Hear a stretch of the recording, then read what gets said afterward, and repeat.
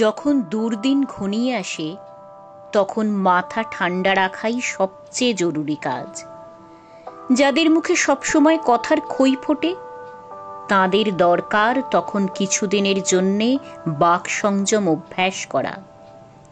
দুর্দিন আসছে এই খবরটুকু যাদের কানে পৌঁছে দেবার মানুষ ছিল না, তারা কবি, অধ্যাপক, রাজনীতির পণ্ডিত অথবা নেতা যাই হন না কেন, তাদের উচিত কিছুদিন নিজেদের ভাবনাগুলিকে যাচাই করে নেওয়া।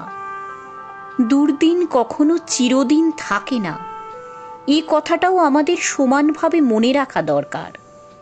নইলে সামনের অন্ধকার আমাদের ঘাড়ে এমনভাবে চেপে বসবে যাতে রাস্তা হাঁটাটাই হবে কঠিন থেকে কঠিনতর সমস্যা।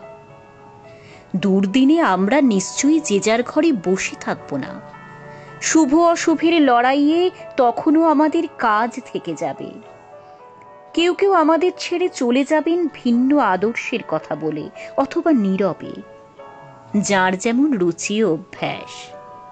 আর তখনই আমরা পৃথিবীকে আরেকটু বেশি করে চিনতে পারবো, বুঝতে পারবো কোথায় আমাদের সত্যিকারের শক্তি আর কোথায় দুর্বলতা।